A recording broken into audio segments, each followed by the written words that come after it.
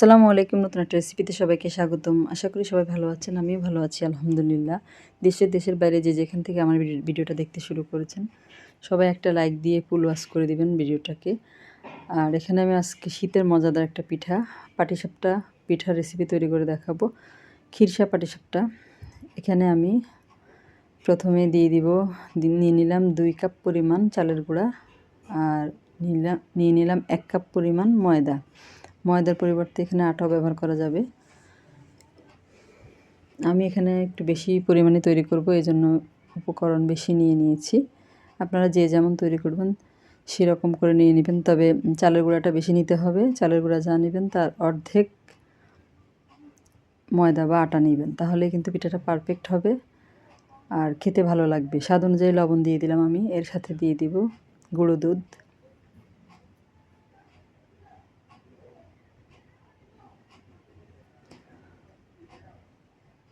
চা চামচে 3 চা চামচ পরিমাণ গুঁড়ো দুধ আমি এখানে দিয়েছি। আপনারা চাইলে এখানে লিকুইড দুধটা ব্যবহার করতে পারেন। আর এখানে খেজুর গুড়টাকে আমি আগে পানি দিয়ে জাল করে লিকুইড করে নিয়েছি, আর এটা কিন্তু ঠান্ডা আছে, অবশ্যই এটা ঠান্ডা নিতে হবে। এখানে আমি 1 কাপ নিয়ে নিলাম। প্রথমে আমি অফ ক্যামেরা এখানে আরও হাফ কাপ দিয়েছি।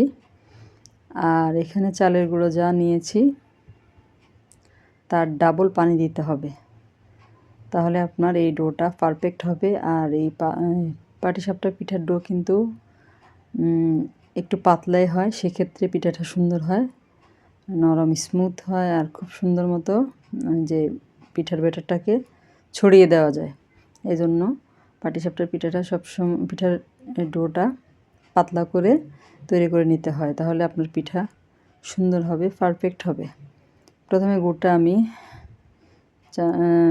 চালের গুঁড়া এবং ময়দার সাথে মেখে নিয়েছি। তারপর প্রথমে আমি 1 কাপ পানি দিলাম, আরও 1 কাপ দিলাম।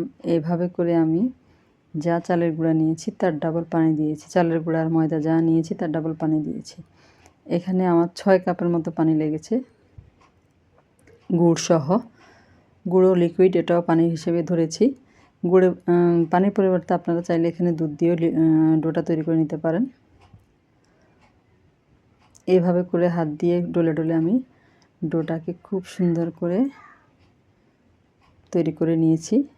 আর এই পর্যায়টা ঢাকনা দিয়ে ঢেকে রাখবো আমি 2 ঘন্টার জন্য। আপনাদের হাতে সময় কম থাকলে কমপক্ষে আধা ঘন্টা সময় এটা রেস্টে রাখতে হবে, সেক্ষেত্রে এই ডোটা পারফেক্ট হবে। আর এই পাশে আমি খিরসা তৈরি করার জন্য আমি এখানে আজকে তেল দিয়ে খিরসাটা তৈরি করব। এখানে প্রথমে আমি 2 টেবিল চামচের মতো সয়াবিন তেল দিয়ে দিলাম। আপনারা চাইলে এখানে ঘি অথবা বাটারটাও ব্যবহার করতে পারেন, তবে আমি আজকে সয়াবিন তেল দিয়ে তৈরি করব। তেলের সাথে আমি এখানে প্রথমে দিয়ে দিয়েছি 1 টেবিল চামচ চালের গুঁড়া, আর দিয়ে দিলাম 2 টেবিল চামচ পরিমাণ সুজি। সুজি এবং চালের গুঁড়াটাকে তেলের সাথে খুব ভালো মতো মিশিয়ে নিব। আর চুলার আঁচটা একদম লো করে দিয়েছি। লো করে দিয়ে 3 থেকে 4 মিনিট আমি এটা তেলের সাথে ভেজে নিব। এতে করে এর মধ্যে যে কাঁচা গন্ধটা আছে সেটা চলে যাবে। এটা কিন্তু আমার খুব ভালো মতো ভাজা হয়ে গিয়েছে। এ পর্যায়ে আমি দিয়ে দিব দুধ। দুধটা কিন্তু আমার ঘন দুধ, আগে জাল করে ঘন করে নিয়েছি, এর সাথে কোনো পানি মিক্স করা নেই। আর দুধের সর সহ কিন্তু আমি এই দুধটা ব্যবহার করব, এতে করে এই খিরসাটা খেতে অনেক বেশি ভালো লাগবে। এখানে আমি 1 কাপ পরিমাণ দুধ দিয়ে দিলাম, দিয়ে চুলার আঁচটা একটু বাড়িয়ে দিয়েছি। বাড়িয়ে দিয়ে সুজি এবং চালের গুঁড়াটা যাতে সেদ্ধ হয়ে যায় ওই পর্যন্ত নেড়ে নেব। আর খুব ভালো মতো মিশিয়ে নেব যাতে কোনো দলা না থাকে। আর একটু দলা থাকলে কিন্তু সমস্যা নেই, ওটা সেদ্ধ হয়ে গেলে আর বোঝা যাবে না। যারা রেসিপিটা দেখতে দেখতে এই পর্যন্ত এসেছেন অথচ একটা লাইক দিতে ভুলে গেছেন, তারা একটা লাইক দিয়ে পুরো রেসিপিটা জুড়ে আমার সাথেই থাকবেন। আর যারা আমার চ্যানেলে নতুন আজকে প্রথম ভিডিও দেখছেন, যদি রেসিপিটা আপনাদের ভালো লাগে তাহলে আমার চ্যানেলটাকে সাবস্ক্রাইব করে পাশে থাকা বেল আইকনটা প্রেস করে দেবেন। এখানে আমি গুঁড়ো দুধ দিয়ে দিলাম প্রায় 1/4 কাপের মতো। আপনারা আপনাদের টেস্ট অনুযায়ী দিবেন, চাইলে আর একটু বেশিও দিতে পারেন। আর গুঁড়ো দুধটা বেশি দিলে কিন্তু এই খিরসাটা খেতে অনেক বেশি ভালো লাগবে। গুঁড়ো দুধটা আমি মিশিয়ে নিলাম।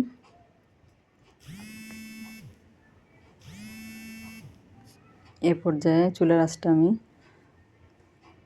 লো করে দিয়েছি একেবারে। সামান্য একটু লবণ দিয়ে দিলাম।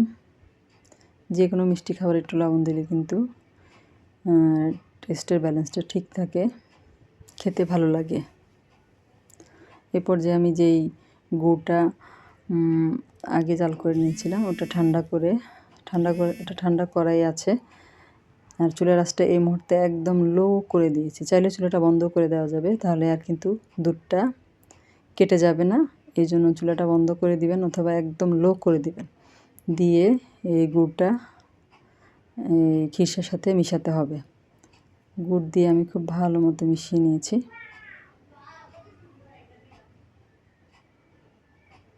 খুব ভালো মতো মেশানো হয়ে গেলে চুলার আঁচটা বাড়িয়ে দিব। বাড়িয়ে দিয়ে খিরসাটাকে আমি একদম ঘন করে নিব। চাইলে এখানে এলাচের গুঁড়ো ব্যবহার করতে পারেন সুন্দর একটা ফ্লেভারের জন্য। আমি কিন্তু কিছুই ব্যবহার করলাম না, এমনিতে এটা অনেক মজা হয়েছে খেতে।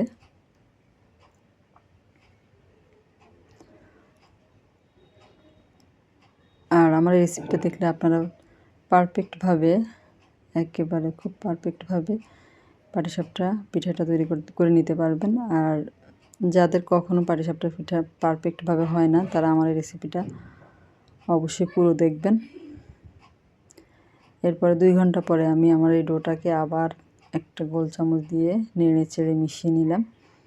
দেখেন এটা একেবারেই পাতলা করে নিয়েছি আমি। চুলায় একটা প্যান বসিয়ে দিয়েছি। প্যানটা যখন গরম হয়ে যাবে তখন এর মধ্যে আমি এই তেলে কিন্তু পুরো পিঠা বানানো যাবে। আর কোনো তেলের প্রয়োজন নেই। একটা টিস্যু দিয়ে তেলগুলোকে পুরো প্যানের মধ্যে এরকম লাগিয়ে নিব। দেখতে পাচ্ছেন আমি কীভাবে করছি। ওই টিস্যু দিয়ে যতবার পিঠা বানাবেন তার আগে প্যানটা একটু মুছে নিলেই হবে, আর অতিরিক্ত তেল দেওয়ার কোনো দরকার নেই। এই যে দেখেন আমার পিঠাটা এখন কত সুন্দর একটা পারফেক্ট হবে। আমি কিন্তু তেমন কোনো ঘোরাচ্ছি না, এটা এমনিতেই ছড়িয়ে যাবে। এই যে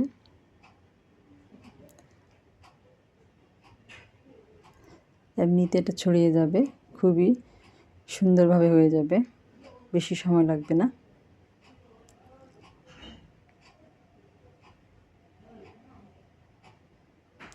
যখন রুটিটা হয়ে আসবে তখন এক পাশে আমি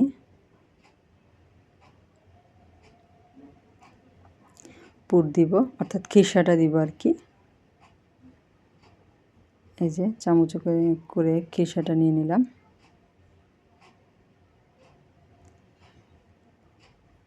এক পাশে একটু দিয়ে দিয়েছি, আর একটু দিয়ে দিলাম। খিরসাটাও কিন্তু ঠান্ডা করে নিতে হবে। আর এই পিঠার মধ্যে একেবারে নরম নরম খেতে চাইলেও খেতে পারবেন। চুলার আঁচটা কমানো থাকলে, আমার চুলার আঁচটা কিন্তু বাড়ানো ছিল, এই জন্য সুন্দর একটা কালার চলে এসেছে। এরকম মচমচা হবে পিঠাটা। আর যদি আপনারা একটু নরম নরম আরও স্মুথ খেতে চান, সেক্ষেত্রে চুলার আঁচ একদম লো করে দিবেন। এই যে এই পর্যায়ে আমি চুলার আঁচটা একদম লো করে দিয়েছি। আর একটু ডো দিয়ে দিলাম। আর একটা দেখাচ্ছি আপনাদেরকে। 2 রকম পিঠা আপনাদেরকে তৈরি করে দেখাবো। এটা কিন্তু চুলার আঁচের উপর নির্ভর করে পিঠাটা আপনারা কেমন বানাবেন। চুলার আঁচটা বাড়িয়ে দিলে এটা একটু সুন্দর কালার চলে আসবে আর একটু মচমচা হবে। আর চুলার আঁচ কমিয়ে দিলে একটু সফট হবে, নরম নরম হবে, যেমনটা বাজারে দেখা যায় সেরকম হবে। কিনা পিঠা যেরকম হয় ঠিক ওরকম হবে। এই যে এখন এটা আমি আপনাদেরকে দেখাচ্ছি। এই যে আমার এই পিঠাটা দেখেন, একেবারে চুলার আঁচ স্লো করে দিয়েছি, এই জন্য এটার কালারটা এরকম এসেছে।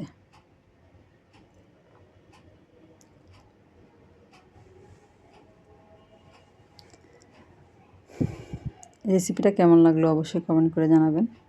এইভাবে আমি সবগুলো পিঠা তৈরি করে নিব। এই যে 2 কালারের হয়েছে, একই ডো দিয়ে, কিন্তু শুধু চুলার আঁচের কারণে 2 কালারের হয়েছে পিঠা। এভাবে আমি সবগুলো পিঠা তৈরি করে নিয়েছি।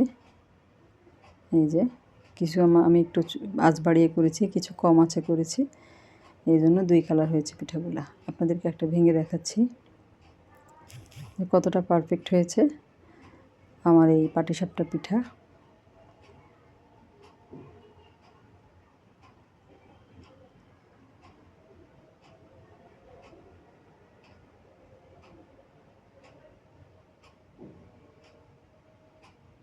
এই যে এক একটা এক এক কালার হয়েছে দেখেন, শুধু চুলার আঁচের কারণে এরকম হয়েছে।